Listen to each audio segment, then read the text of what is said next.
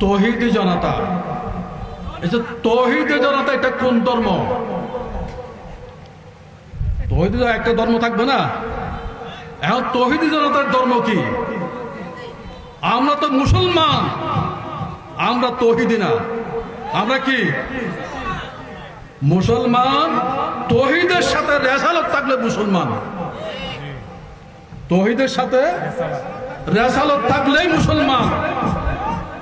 এখন শুধু যারা তৌহিদি জনতা, তারা কোন ধর্ম, তাদের ধর্মের পরিচয় কি, এটা জানা প্রয়োজন। আজকে সময়ে যুগের প্রয়োজনে ডক্টর সৈয়দ আহমদ পেয়ারা বগদাদির খুবই প্রয়োজন। এমন মুজাহিদ এই মুহূর্তে প্রয়োজন।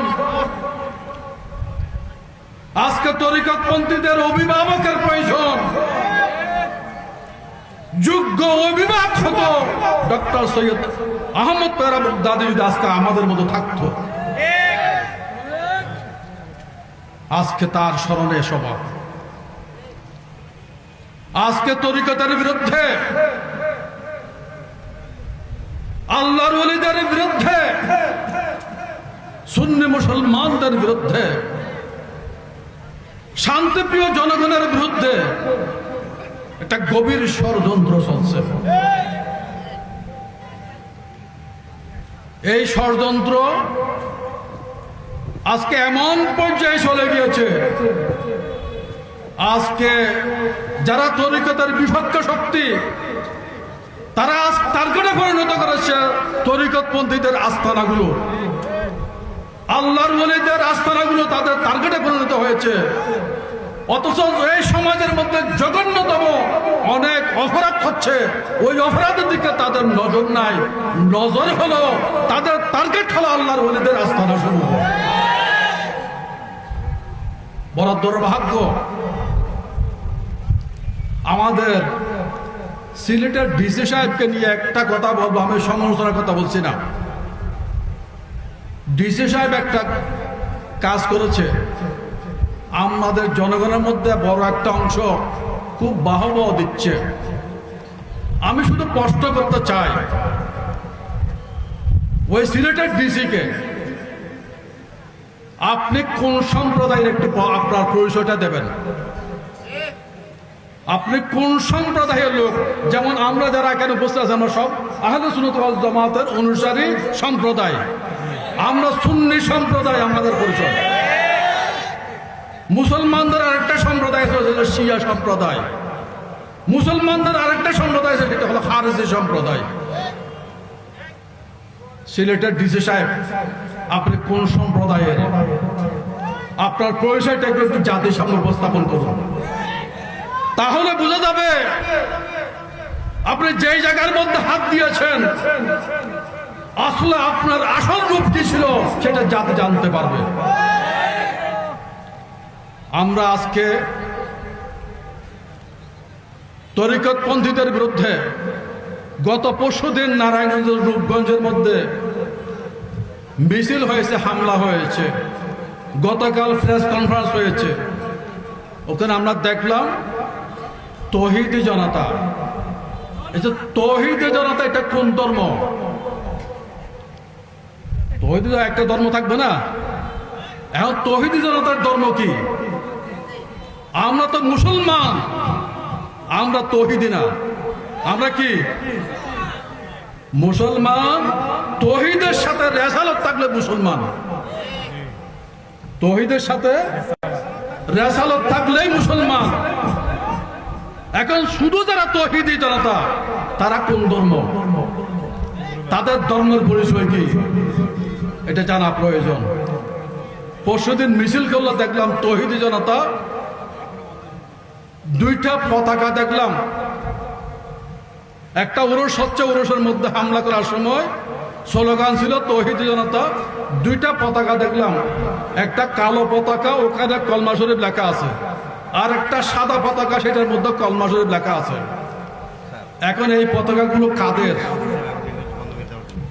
প্রশাসনের নিকট শুধু আমি আহ্বান জানাবো, এই তৌহিদি জনতা যারা স্লোগান দিয়ে সাদা পতাকা এবং কালো পতাকা নিয়ে যারা ওখানে হামলা করলো, এই তৌহিদি জনতার এই পতাকাগুলো কার নিশানা, তাদের পরিচয় কি?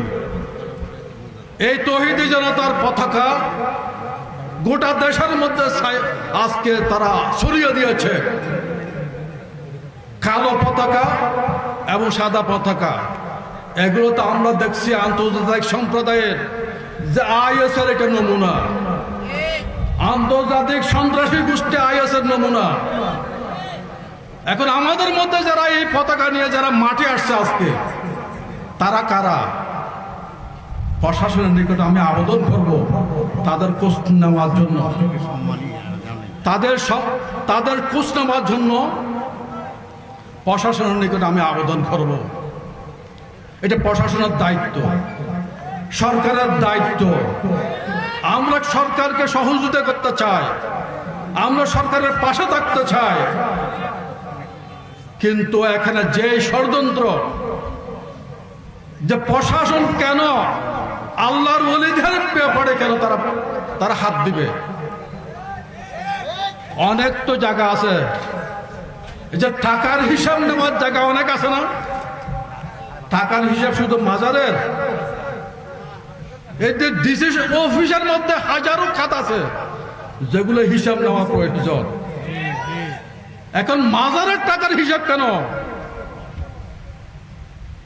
মাজারের টাকার হিসাব কেন নেবে আপনার? এই হিসাব নেওয়ার তো আরো অনেক হিসাব আছে যেগুলো ডিসি সাহেবের দায়িত্বে পড়ে। এটা আমরা ষড়যন্ত্র মনে করছি। এটা আল্লাহর ওলিদের আস্তানা সমূহ সাধারণ মানুষের নিকট বিতর্কিত করার জন্য, আল্লাহর ওলিদের ঔলাদ গুলোকে বিতর্কিত করার জন্য এটা আমি এখানে ষড়যন্ত্রের গন্ধ পাচ্ছি। আমি অনুরোধ করব, হ্যাঁ তরিকতের ভাইরা, আজকে আপনাদের জেগে ওঠার সময়। আপনাদের বিরুদ্ধে গভীর ষড়যন্ত্র হচ্ছে। এই ষড়যন্ত্র মোকাবিলার জন্য আপনাদেরকে প্রস্তুতি নিতে হবে।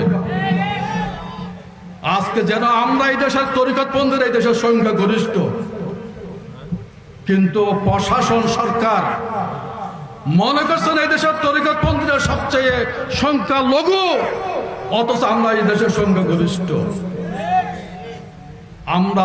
আমরা যেন এই দেশের মধ্যে একেবারে ছোট্ট একটা অংশ।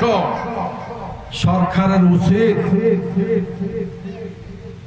এ তথ্য নেওয়া, তরিকতপন্থীরা আজকে ঐক্যবদ্ধ, তরিকতপন্থীরা আজকে ঐক্যবদ্ধ। তরিকতপন্থীদেরকে অবহেলা করার সময় আর নাই। সুফিবাদী মুসলমানরা শান্তিপ্রিয়, এই শান্তিপ্রিয় মুসলমানদেরকে যদি বারবার আঘাত করা হয়, অবহেলা করা হয়, তখন তরিকতপন্থীরা, তার অবহেলারও তো একটা সীমা আছে। আমরা বলবো তরিকতপন্থীদের ঘুম না ভাঙার জন্য, তরিকতপন্থীদের যদি ঘুম ভাঙাতে বাধ্য করেন, তাহলে এটা কিন্তু রাষ্ট্রের জন্য, সমাজের জন্য এটা ভুল হবে, ক্ষতি হবে। আমি অনুরোধ করব, আমার কথা বাড়াচ্ছি না, আমি শুধু একটা কথাই বলে শেষ করছি। আজকে তরিকতপন্থীদের বিরুদ্ধে একটা ষড়যন্ত্র হচ্ছে, আল্লাহর ওলিদের বিরুদ্ধে ষড়যন্ত্র হচ্ছে। এই ষড়যন্ত্র মোকাবিলা করার জন্য আজকে সর্বস্তরের তরিকতপন্থীদের ঐক্যবদ্ধ হয়ে আপনাদেরকে শপথ নিতে হবে আপনার অধিকার আদায়ের জন্য।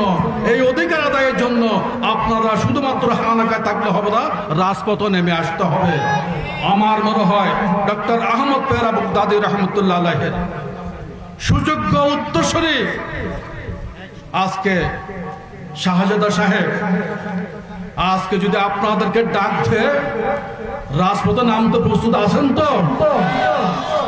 আমি আবেদন করব শাহজাদা সাহেব কেবল আখে এই মুহূর্তে আপনার নেতৃত্বে যা তরিকতের বিরুদ্ধে যারা ষড়যন্ত্র করছে, আল্লাহর ওলিদের বিরুদ্ধে যারা ষড়যন্ত্র করছে, সুন্নাতের বিরুদ্ধে যারা ষড়যন্ত্র করছে, তাদের মোকাবিলা করার জন্য আপনার নেতৃত্বে এই ওলি আল্লাহদের অনুসারীদেরকে আপনাদের ঐক্যবদ্ধ করার দায়িত্ব নিতে হবে। আমার এই কথা এই বলে আমার কথা শেষ করছে। আসসালামু আলাইকুম।